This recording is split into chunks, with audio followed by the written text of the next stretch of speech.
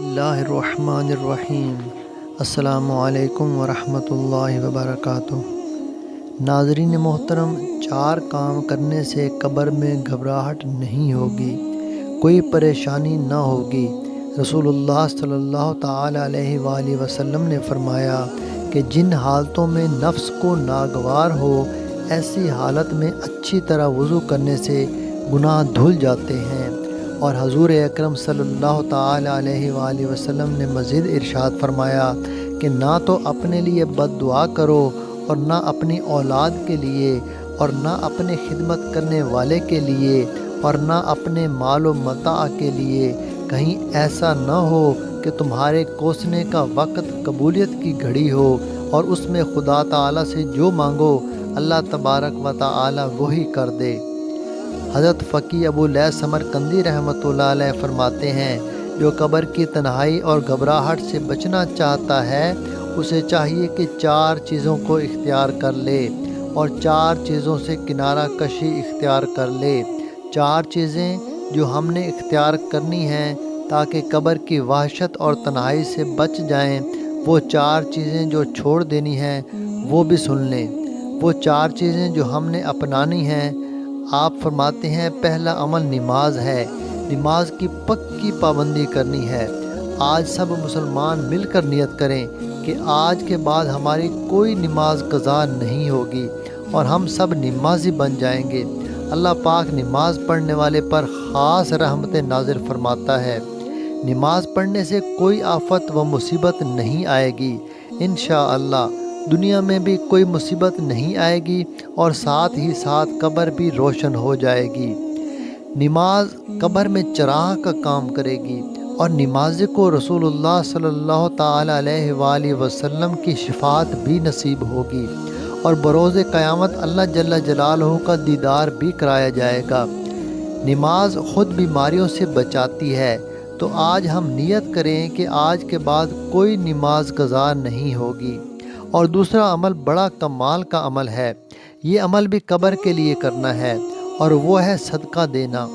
رسول اللہ صلی اللہ تعالیٰ علیہ وآلہ وسلم نے ارشاد فرمایا کہ بے شک صدقہ کرنے والے کو صدقہ قبر کی گرمی سے بچاتا ہے، اور یہ بھی حدیث پاک کا مفہوم ہے کہ صدقہ دینا 70 بیماریاں، 70 مصیبتیں اور 70 بلاؤں کو ٹالنے والا ہے۔ تو آپ صدقہ دیں، بلائیں بیماریاں ٹل جائیں گی۔ ناظرین محترم، ہمارا آپ کو یہ قیمتی مشورہ ہے کہ دنیا کی مصیبتوں کو ختم کرنے کے لیے اور قبر کو روشن کرنے کے لیے بھی یہ بہترین عمل ہے۔ آپ گھر کے تمام افراد کو گن لیں۔ مثال کے طور پر آپ کے گھر میں اگر 7 افراد ہیں تو روزانہ آپ تمام گھر والوں کا صدقہ دیں، جتنی آپ کی حیثیت ہو اور جیب کے مطابق ہو۔ کوئی ضروری نہیں کہ آپ 5000 یا 500 دیں، جتنی توفیق ہو۔ اگر 10 روپے کی توفیق ہے تو 10 روپے کے حساب سے صدقہ دے دیں، کسی رشتہ دار، کسی عزیز یا کسی غریب کو دے دیں۔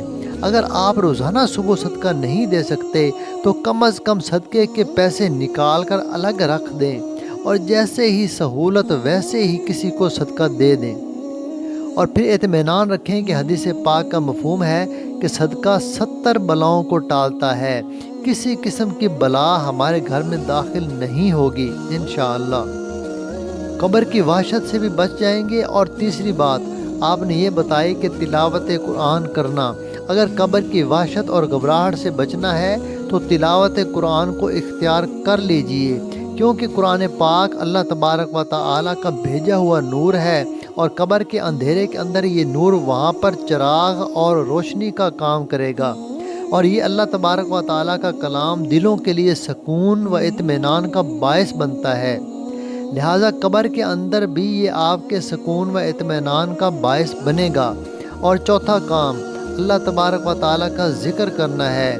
آج کل ہم سب لوگ سوشل میڈیا میں اتنے غرق ہو چکے ہیں کہ اللہ تبارک و تعالیٰ کا ذکر نہیں کرتے، اور نہ ہی نماز کی پابندی کرتے ہیں، اور نہ ہی قرآن کریم کی تلاوت کرتے ہیں۔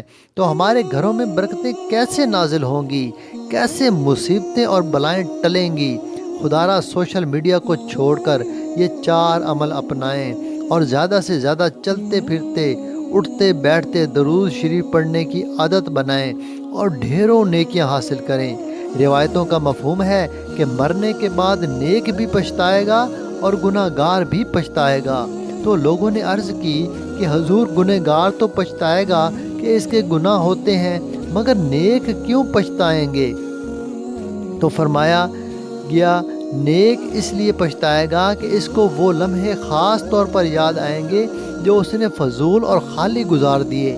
ان لمحات میں بھی اللہ تبارک و تعالیٰ کا ذکر کر لیتا، کچھ عبادت کر لیتا اور آخرت کا خزانہ پا لیتا۔ ذکر و اذکار کا کرنا اپنے معمولات میں شامل کریں۔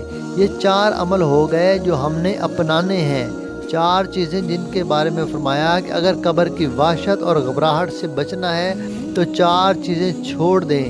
نمبر 1، جھوٹ بولنا۔ نیت کریں کہ انشاءاللہ آج کے بعد کبھی بھی جھوٹ نہیں بولیں گے۔ سچے آقا کا امتی ہو کر جھوٹ بولے، یہ کیسے ممکن ہو سکتا ہے؟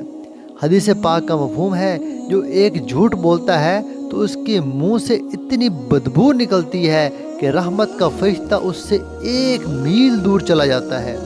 اب بتاؤ، جب رحمت کا فرشتہ ہی ہم سے دور چلا گیا تو پھر ہم پر رحمتیں کیسے نازل ہوں گی؟ جھوٹ بول کر رحمت کے فرشتے ہی دور ہو گئے تو کدھر سے گھر میں برکت آئے گی اور مصیبتیں، بیماریاں اور بلائیں دور ہوں؟ سچ بولیں، انشاءاللہ دنیا میں بھی خیر ہوگی، آخرت میں بھی خیر ہوگی۔ دوسری بات، خیانت چھوڑ دیں۔ کوئی بھی امانت آپ کے پاس آئے تو اسے پوری امانت داری کے ساتھ لوٹائیں اور ہرگز اس کے اندر خیانت نہ کریں۔ اور تیسرا فرمایا، چغلی کو چھوڑ دیں۔ ادھر کی بات ادھر پہنچانا، اس کو چغلی کہا جاتا ہے، اور ادھر کی بات ادھر پہنچانا، مسلمانوں میں لڑائیاں کروانا، یہ قبر میں اندھیرا لانے والا کام ہے۔ قبر کی وحشت سے بچنا ہے تو چغلی سے بچ جائیں۔ اور چوتھا عمل بتایا گیا کہ پیشاب کے چھینٹوں سے بچیں۔ آج کل ہمارے معاشرے میں یہ وبا عام ہو چکی ہے کہ لوگ پاکی کے بارے میں احتیاط نہیں کرتے۔ بہت سارے لوگوں کو پاک ہونا بھی نہیں آتا۔ حدیث پاک کا مفہوم ہے کہ عام طور پر عذاب قبر پیشاب کے چھینٹوں سے نہ بچنے کی وجہ سے ہوتا ہے۔ اپنے آپ کو پاک و صاف رکھیں اور ناپاکی سے بچیں۔ چنانچہ جب کپڑے ناپاک ہوں تو اس پر ویسے ہی رحمت اور برکت کا نزول نہیں ہوتا۔ اسی طرح سے اگر گھر میں کوئی جنبی ہو تو وہاں پر رحمت کے فرشتے نہیں آتے۔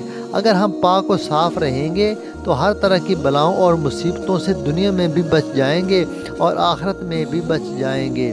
محترم ناظرین، اگر ہمیں کوئی پاکی یا ناپاکی کے مسائل کا علم نہیں بتاتا یا ہمیں اس کا علم نہیں تو ہمیں علماء کرام اور احادیث کی کتابوں سے پاکی اور ناپاکی کے مسائل سیکھنے چاہیے، کیونکہ اگر ہم پاک نہیں ہوں گے تو ہمارے تمام اعمال بیکار ہیں۔ ہم سب مسلمانوں کو دنیا داری کے ساتھ ساتھ اللہ تبارک و تعالیٰ سے بھی رجوع کرتے رہنا چاہیے اور اپنی آخرت کی فکر کرنی چاہیے۔ چنانچہ اپنی دنیا داری کے شیڈول میں آخرت کا وقت اور ٹائم بھی نکال لیں۔ اللہ ہم سب کو دین سیکھنے، سمجھنے اور اس پر عمل کرنے کی توفیق عطا فرمائے۔ آمین۔